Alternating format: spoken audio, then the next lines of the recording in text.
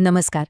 कधी-कधी काही अनुभव असे असतात ना, जे फक्त ऐकण्याचे किंवा पाहण्याचे नसतात. ते आतून अनुभवायचे असतात. आज आपण अशाच एका अनुभवाच्या खोल जगात जाणार आहोत, जिथे संगीत, भावना आणि आत्मचिंतन हे सगळं एकत्र येतं.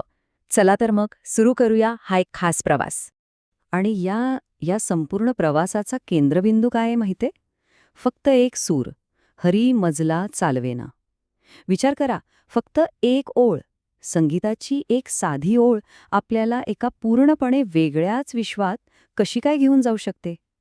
कमाल आहे ना? हाच तो विलक्षण अनुभव आहे. तर ही गोष्ट सुरू होते एका खास ठिकाणी, एका अशा संध्याकाळी जी कधीच विसरता येणार नाही. आपल्या आयुष्यात अशा काही संध्याकाळी येतात बघा, ज्या फक्त आठवण बनून राहत नाहीत, तर त्या आपल्या मनावर कायमच्या कोरल्या जातात. तर हे ठिकाण होतं भालचंद्र महाराजांचा मठ. आणि तिथल्या त्या शांत, पवित्र वातावरणात हा सगळा अनुभव घडतो. जरा डोळे मिटून विचार करा. एक अशी जागा जिथे फक्त शांतता नाहीये, तर तिथली हवासुद्धा अध्यात्माच्या सुगंधाने भारलेली आहे.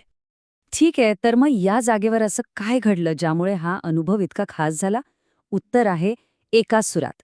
एक असा सूर जो तुम्हाला अक्षरशः मंत्रमुग्ध करून टाकतो, स्वतःमध्ये पूर्णपणे तल्लीन करून घेतो. आणि हा संगीताचा प्रकार होता भजन. आता भजन म्हणजे काय?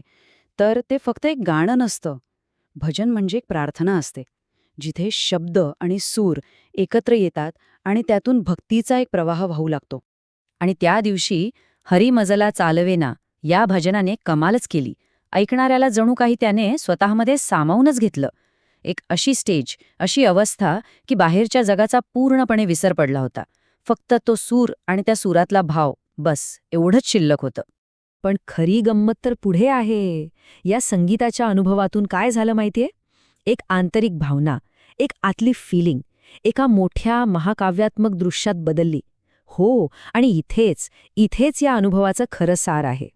आणि ती रंजक गोष्ट म्हणजे त्या भक्तिमय अवस्थेतून थेट कुरुक्षेत्राच्या रणांगणाचा एक थरारक अनुभव आला.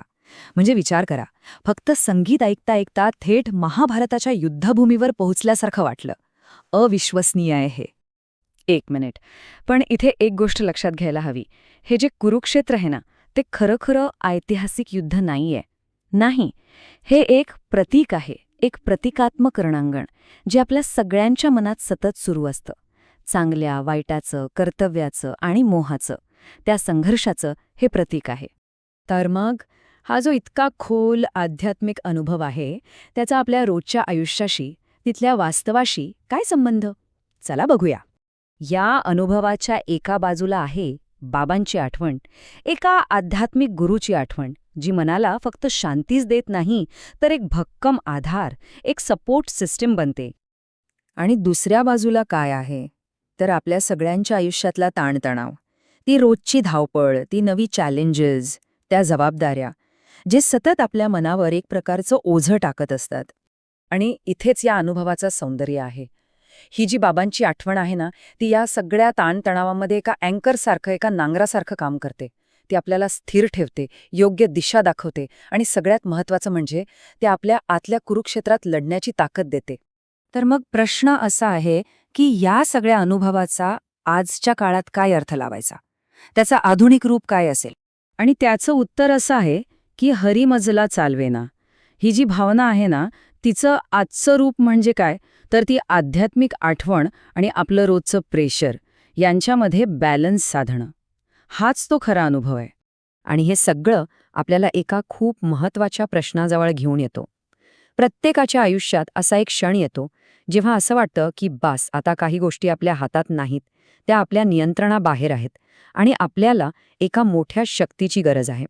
मग तो क्षण कोणता? प्रत्येकाच्या आयुष्यातला तो हरी मजला चालवेना क्षण कोणता असतो? जरा विचार करून बघा.